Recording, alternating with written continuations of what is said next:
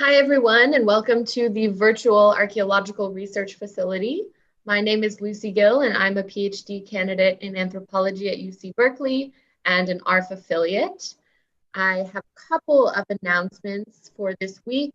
And as always, if anyone has any other announcements for the ARF community, please put them in the YouTube chat and I will announce them out loud here. So before we begin, I would like to acknowledge that the Archaeological Research Facility recognizes that Berkeley sits on the territory of Huichin, the ancestral and unceded land of the Chochenyo Ohlone, the successors of the historic and sovereign Verona Band of Alameda County. This land was and continues to be of great importance to the Ohlone people. We recognize that every member of the Berkeley community has and continues to benefit from the use and occupation of this land. By offering this land acknowledgement, we affirm Indigenous sovereignty and will work to hold the University of California, Berkeley more accountable to the needs of American Indian and Indigenous peoples. So before we begin, a couple of announcements. Next week, we will not be meeting here because of the holiday break, but tomorrow is the next lecture in the New Perspectives on Ancient Nubia series, which is co-hosted by the ARF. And tomorrow's talk is titled A Game of Thrones, The Social Role of Board Games at Kerma by Dr. Carl Walsh. So that sounds really interesting, and hopefully some of you will attend. When we return to this series on December 2nd, we will actually have back-to-back events, neither of which have been advertised yet. So this is your little sneak peek here.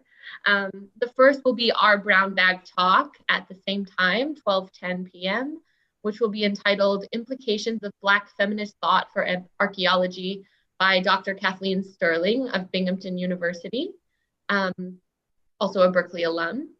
And then the second event is an ARF-sponsored webinar starting at 1 called For the Welfare of the Whole People, Heritage Stewardship in Indigenous and Black Communities. And this is part of the monthly webinar series From the Margins to the Mainstream, Black and Indigenous Futures in Archaeology, which is organized by the Society of Black Archaeologists, the Indigenous Archaeology Collective, the Cornell Institute of Archaeology and Material Studies, the Wenner-Gren Foundation for Anthropological Research, and Sapiens.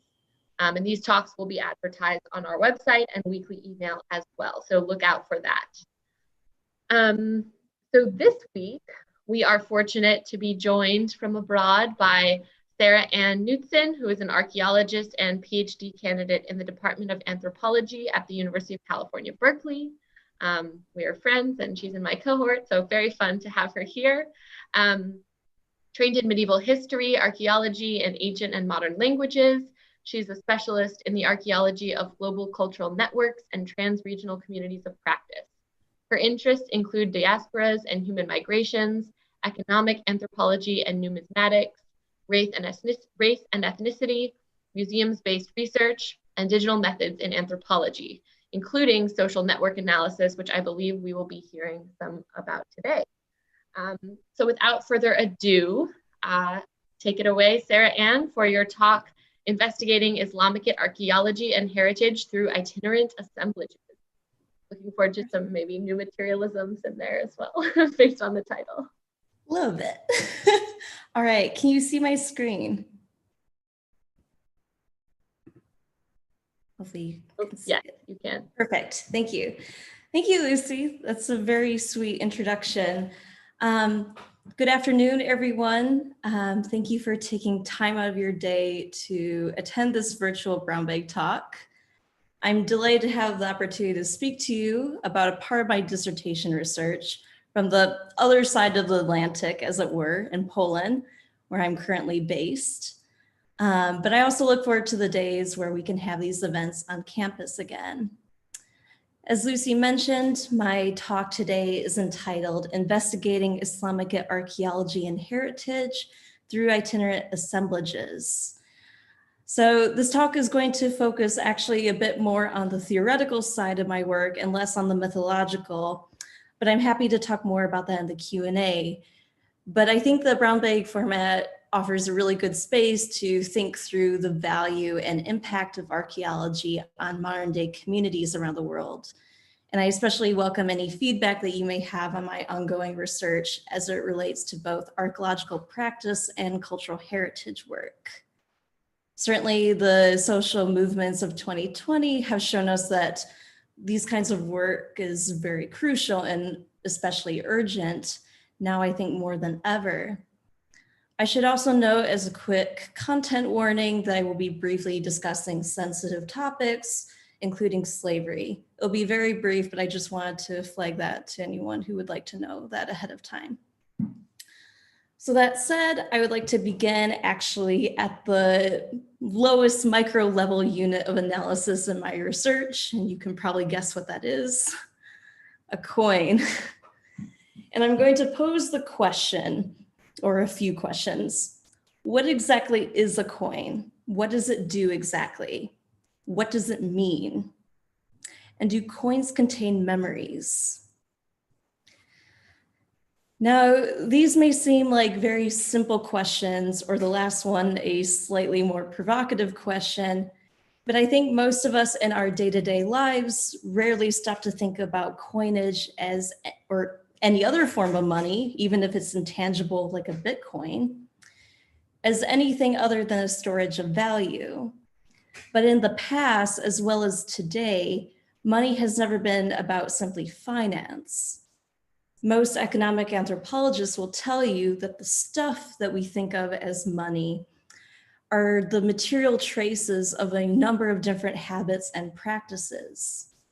Money, at least in the form of coinage, has arranged social relations and powerfully connected people across continents for almost about 2 millennia now. And this observation that money is inseparable from social relations especially holds true for the coins that I will be talking about today.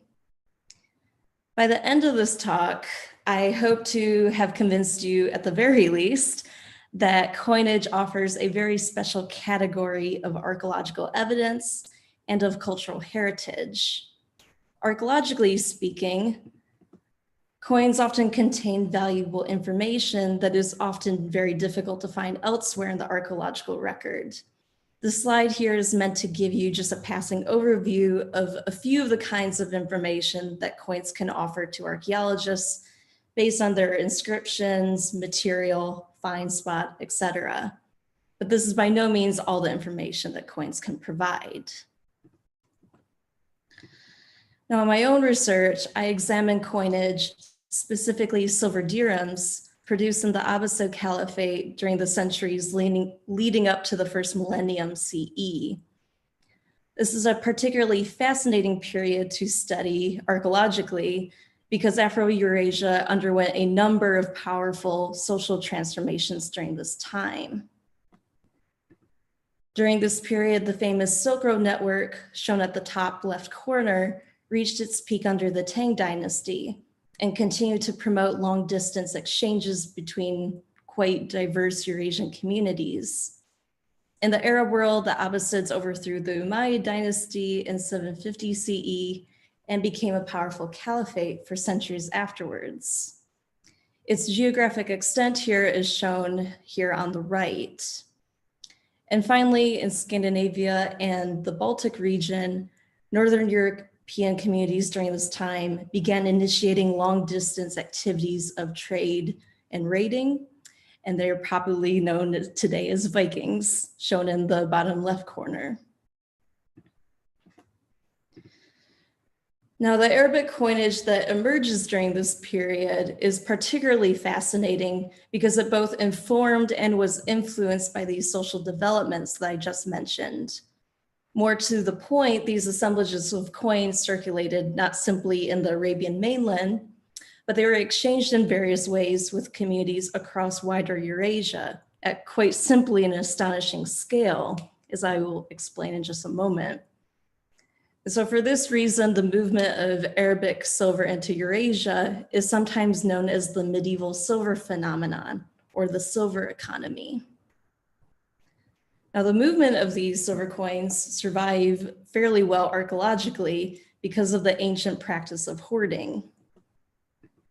The most famous of these deposits shown here is the Spillings hoard, which is which was uncovered quite recently, in archaeologically speaking, in just 1999 on the Swedish island of Gotland. This deposit alone contains a total weight of 67 kilograms, or about 147 pounds of silver. And that's including over 14,000 coins, the majority of which come from the Arab world. This deposit, which was separated actually into two separate silver deposits, was discovered on a farmstead called Spillings underneath the remains of a Viking Age structure. The reconstruction of the structure is shown here, along with the two parts of silver that were discovered, as well as a deposit of scrap bronze metal. Of course, the Spilling hoard represents a much more vast phenomenon of silver deposits containing Arab coinage found across Western Eurasia. I'll show that here. This distribution map shows you exactly where these dirhams were deposited into the archaeological record. Today, archaeologists are aware of about 500,000 individual dirhams that circulated from the Arab world into Western Eurasia, based on their deposition in over 1,600 hoards. Of course, archaeologists expect that the number of dirhams that circulated across Eurasia in the 8th, 9th, and 10th centuries is significantly higher than what survives today. Current estimates place the number of itinerant Arab silver coins from this period in the hundreds of millions. And of course, new deposits like this continue to be found all the time. One of the most recent discoveries, not of silver, but of gold, dates to August of this year, which was a deposit of Abbasid gold dinars found in Israel. Now, of course, we can talk about the problems of framing these discoveries as a, quote, treasure trove. And I think the term hoard is equally not a neutral way of framing these finds, but I will save that discussion for another time. So to get back to the map for a minute, these silver deposits reveal interesting deposition patterns that have long interest archaeologists. Although they are found across Western Eurasia, spanning from Ireland all the way to the Caucasus, you can kind of see from this map that the majority or the concentration of dirham deposits are located in what is today Sweden, the Baltic states, Russia, and Poland. Because the majority of deposits have been uncovered in these regions, it is believed that the Caliphate produced additional dirhams specifically for commerce with Northern Europe. This observation has certainly attracted the attention of archaeologists who study the so-called silver economy of Northern Europe. And some argue that because of the dirham's geographic reach during this period, the dirham was the closest thing of its time to a global currency. Now, if you're wondering how Arab coinage made it this far from locales like Damascus and Baghdad, where the coins were originally minted, involving travel of no less than thousands of kilometers, this is how. It's not a coincidence that many of the Abbasid coins found in association with the Danube, Volga, and other important riverways that connected those regions with the Arab world via the Black and Caspian Seas. The current hypothesis is that Arab merchants and travelers mainly traveled north into what is today Russia and Eastern and Central Europe, exchanging silver for a variety of things, as I will discuss briefly later. As a short anecdote, though, about the ways, unexpected and unforeseeable ways that COVID-19 has affected my own research, my original plan was to fly straight to Poland back in March. But as a result of COVID-related restrictions, I ended up spending my summer under very different circumstances in the Balkans, namely in Belgrade and Budapest, where I completed a self-quarantine. But I mentioned these two cities because they happen to be situated on the Danube River. And yes, dirhams have been found in this region. The landscape image I am showing here is a very socially distanced photo that I took of the Danube River from Dierdap National Park, located along the Serbian-Romanian border. So while it was never my intention to visit this part of the world for the purposes of research anyways, COVID has forced me to think more about how these landscapes too are fundamentally connected to material processes of circulation, movement, and deposition.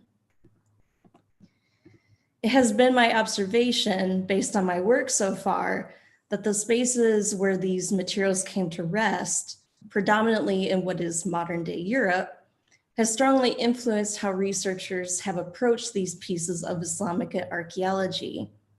The places where these coins were deposited have also influenced how we understand the role of these itinerant coin assemblages in the construction of cultural heritage. Now in my work, I'm going to take a pause for a moment. I define assemblage as a collection of relations between emergent materials, actants, forces, and other matter. I mention this because it's becoming apparent that archaeologists no longer always delineate assemblage boundaries around simply materials that belong to the same site. So then an itinerant assemblage may be conceived of as an aggregation of itinerant or mobile materials involved in multi-site long-distance networks.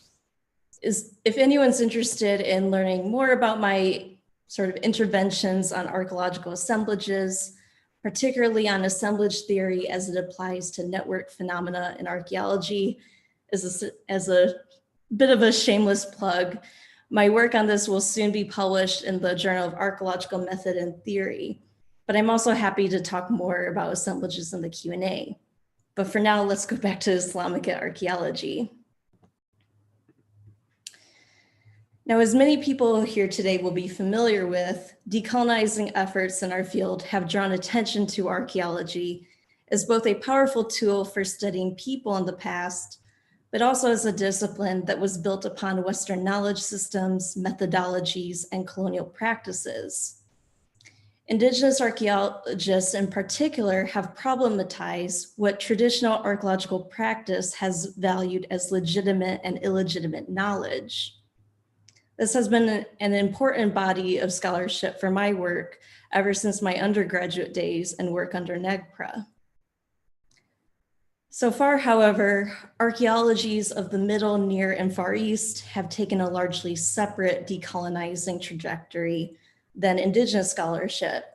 And I think it's a subfield that would greatly benefit from more deliberate engagements of the work of Indigenous scholars.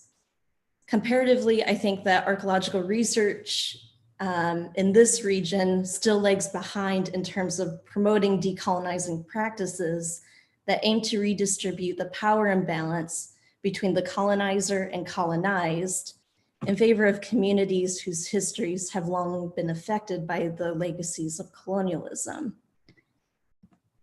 Part of this work then is to amplify the perspectives of local groups whose voices and labor in archaeology have been traditionally ignored, as Alison Meikle's forthcoming book, I think, will importantly demonstrate.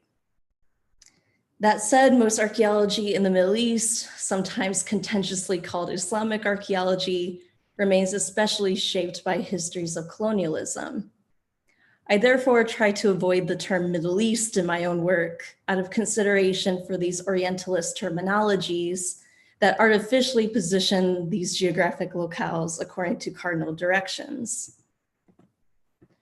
Instead, I tend to refer to this socially constructed space as the Arab world, Al-Watan al-Arabi, as many Arabic speakers refer to this region. Note that what I'm showing you, though, is a map of the modern boundaries of the Arab world, not one that represented the spread of the Arab world in the past. However, I recognize here that the Arab world is still an imperfect term, right? Because it prioritizes the influence of the Arab ethnicity over other possible ethnic affiliations. But at the very least, I feel it avoids assumptions of centers and peripheries in which Europe is the presumed center.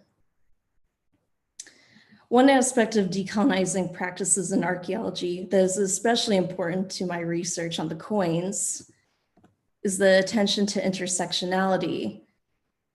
I think it's becoming increasingly important to properly address intersectional social identities in the Arab world. All too often, the Muslim identity is used as a de facto race, or Arabs who come from different national or tribal affiliations are streamlined into a singular geopolitical origin, Middle Easterners.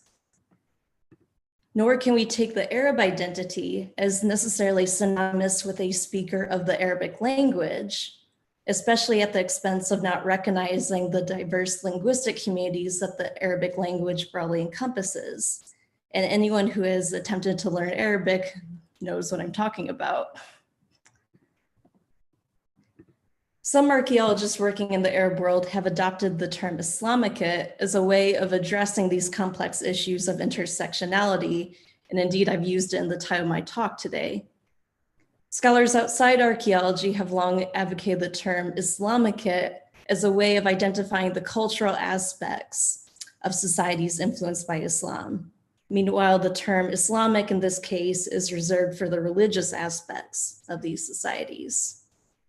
So this distinction between Islamicate and Islamic therefore offers a way for archaeologists to begin untangling the interconnected strands of daily life in the Arab world that is informed by Islamic belief as well as Islamic history.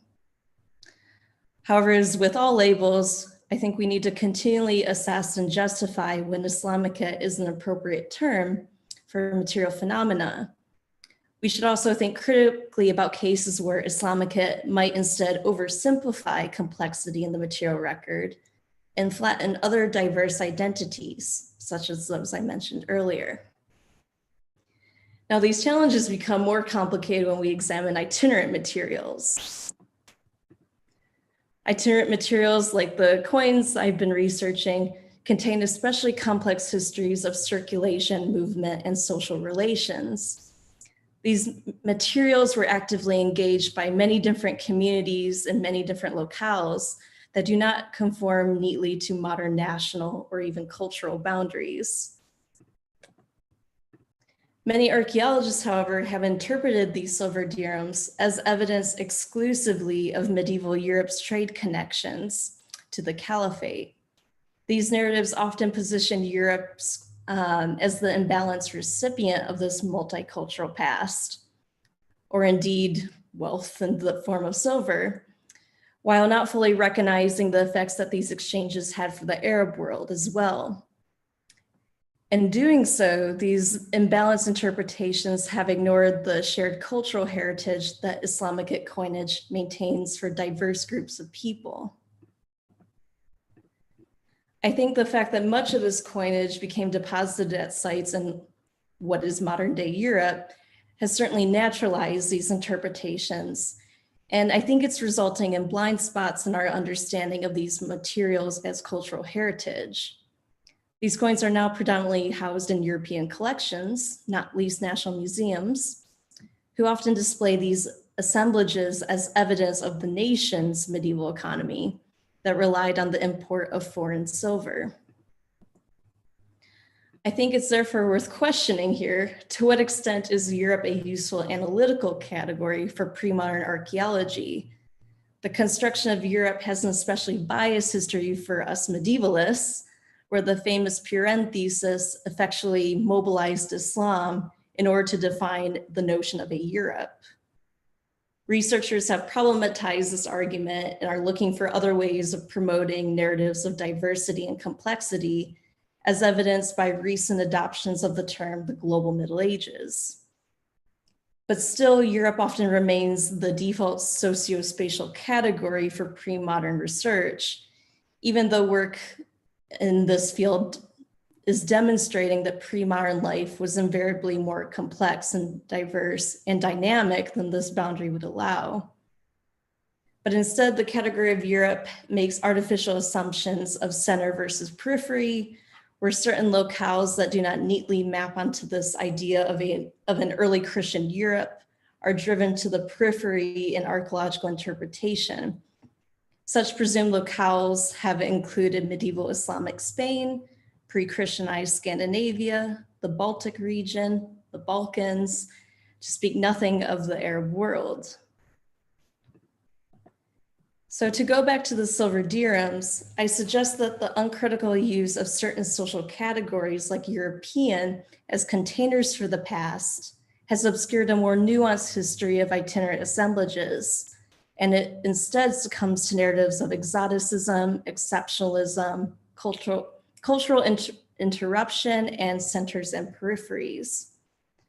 I would also argue that the interpretation of these Islamicate materials as part of a mainly European past has prevented us from fully seeing instances where complex processes of economic exchange, inequalities, and power are reflected archaeologically.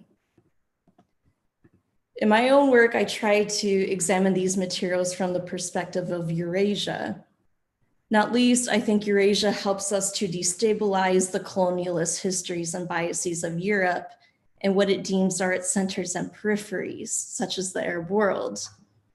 This broad Eurasian category does not draw necessarily pre-existing boundaries between the diverse range of communities in the past who were important actors in the exchange of Arab silver, including Arabs, as well as various Turkic, Slavic, and Scandinavian communities. I should emphasize here that the term Eurasian, and I'm drawing inspiration here from how the term has been adopted by Silk Road archaeologists, it does not signal a homogeneous identity. Instead, it points to a shared broad social context within which many heterogeneous cultural communities resided, sometimes in overlapping locales. This model has allowed archaeologists to examine regional and local differences within a broad Eurasian context in ways that more appropriately, I think, describe past peoples according to their diverse intersectional experiences. To give an example based on my own work, very few archaeologists until recently have readily distinguished between the incredibly different experiences of the Northern European freeman and of the Northern European slave. And the same holds true for Slavic-speaking communities who are important actors in the exchange networks of Arab silver. But when we examine these identities from a Eurasian perspective, we're able to interpret the vast evidence of silver coinage as key objects of exchange in what was actually a trans-Eurasian slave trade, mobilized by the movement of this silver, as well as practices of captive taking and enslavement. Therefore, by destabilizing this artificial division between Europe and non-Europe in favor of a broader Eurasian context, I can more effectively address one of the larger important questions that I think the Islamicate silver provokes. What are the complex networks of power that assembled over time in dispersed locales, and under which conditions were these networks maintained? The complex exchanges involved in the silver economy were never contained in quite simply, quote unquote, European locales, nor did their transformative effects leave a resounding, widespread impact that can be fully explained by the archaeology of Europe. So I therefore suggest here that these silver dirhams belong to a broadly construed Islamicate heritage in Eurasia, but not least including communities across the Arab world who have been traditionally excluded from archaeological interpretations of these materials. My next question then is, to what extent can we consider these coins cultural heritage? Can coinage that was produced in the Arab world, circulated throughout wider Western Eurasia, and then became deposited thousands of kilometers away from the Arabian mainland, be considered cultural heritage? And if so, to whom does this cultural heritage belong? So we might best define cultural heritage as a cultural endowment passed down from preceding generations through time with some significance to a living community. But we must note that cultural heritage is inherently unstable and emergent, for living stakeholders must continually make claims about the meaning of the past for their cultural identities and renegotiate this linkage of the past to contemporary culture over time. So materials that are considered cultural heritage are therefore those that are deemed of value by living people who perceive themselves as the recipients of that heritage. The consideration of Abbasid dirhams as cultural heritage therefore demands the presence of stakeholders who contemplate how these materials articulate with contemporary societies and their relationship to the past. In cases of itinerant assemblages that circulated across especially long distances in the past and were engaged with by a variety of different peoples for a variety of different purposes and meanings, I would say that the stakeholders involved in these materials are manifold.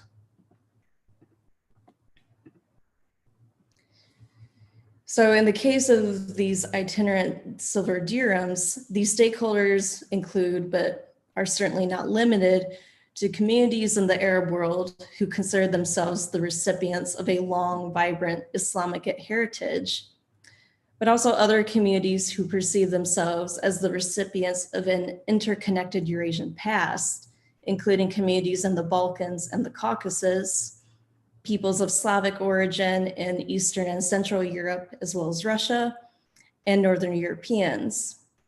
Other stakeholders in this case include museum and cultural heritage practitioners, scholars, and even national governments.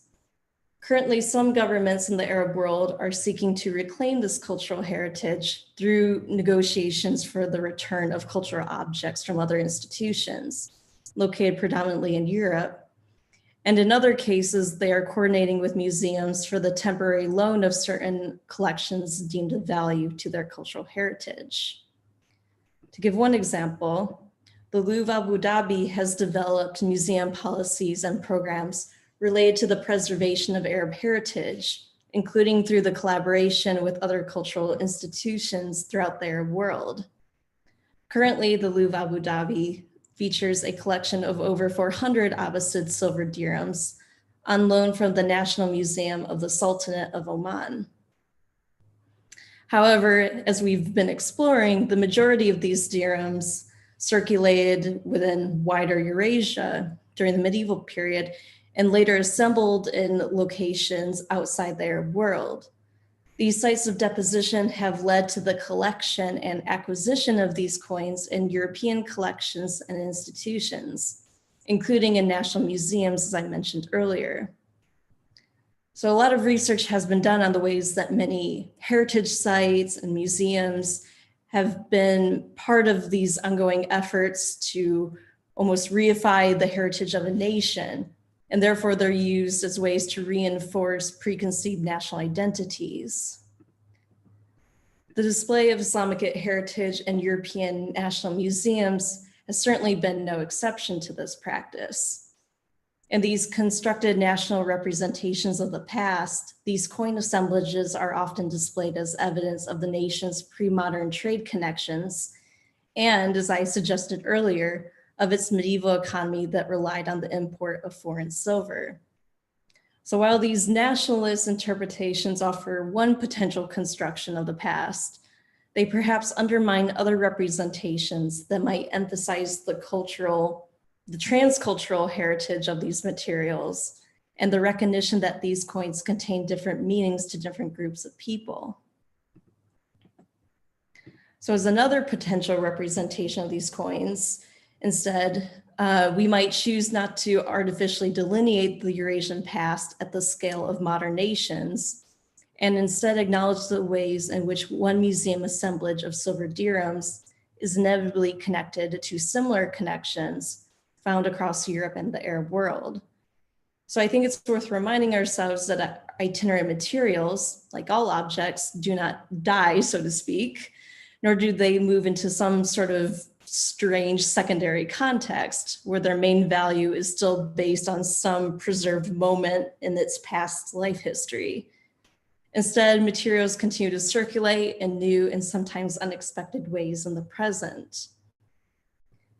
So recent cultural heritage studies have inspired me to focus on how the relations between humans and materials from the past continue to unfold over time, including in the present and in future relations. So in other words, I think it's important to recognize here that itinerant materials continue to generate new meanings to a variety of people as they did in the past. And it would be rather unfair to flatten this multiplicity of meanings under nationalist colonialist versions of the past that avoid recognition of the vast diversity of communities to whom these materials are also connected. And I want to make just clear here that I'm not trying to make a universal value argument of some kind, but again, that we as archaeologists need to be better about recognizing a multiplicity of meanings that arise from the same assemblage of materials. The Abbasid coins are evidence of the Eurasian past, as well as materials with cultural heritage value. And I think they also remind us that source communities and other stakeholders need not be confined to just one locale in the world, but rather that they can be just as dispersed as the materials themselves. These coins that I have been researching have significance to people of various national identities, and they also appeal to people whose intersectional social and cultural identities are also not conveniently confined to any one category or label. For instance, I think these coins, these materials might offer some relevance to diasporic individuals who perhaps identify as both Arab and European. So then looking ahead to what I do in museum collections, the images I'm showing you here are taken from the National Museum of Hungary. Currently, I'm engaging with a variety of different museums and institutions as best I can during COVID in order to collect data on this coinage to think through more specifically how these museum assemblages are interconnected.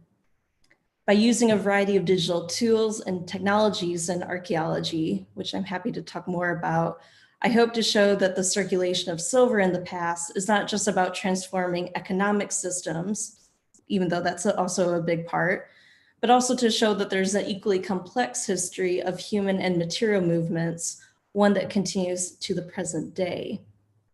And I think with that, I will leave it there and turn it over to Lucy for questions. Thank you all. Thank you, SaraAnn, for such an interesting talk. If anyone has any questions, please, again, feel free to put them in the YouTube chat. In the meantime, I have a question of my own, which is just sort of related to what we were discussing before the talk. But I would be curious to hear more about the sort of methods that specific methods that you're using to analyze these museum collections, which may include geochemistry, but also just generally sort of what your methodological approach is. Yeah, definitely. So geochemistry, I think, is a really interesting approach, and there are certainly specialists all over the world who specialize on this. While I'm not a specialist in geochemistry, I will be using some of the data that has been collected already on these coins to think about and just figure out where these coins have been, where they have circulated before ending up in their final place of deposition.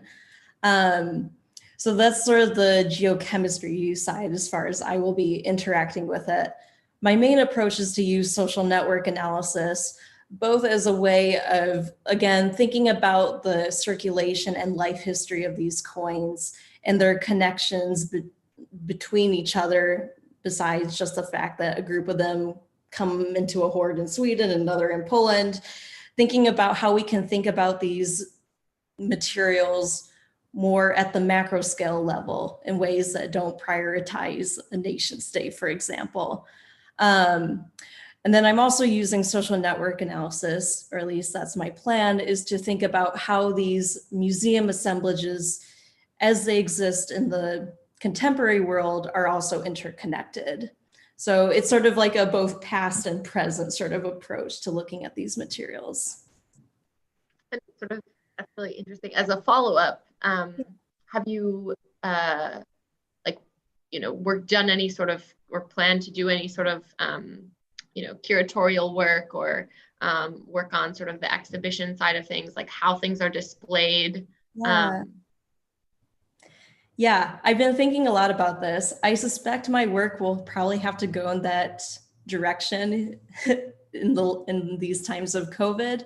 So it has been something I've been thinking about. So one thing I do when I visit these museum collections, I get to go behind the scene and collect all my data on these coins.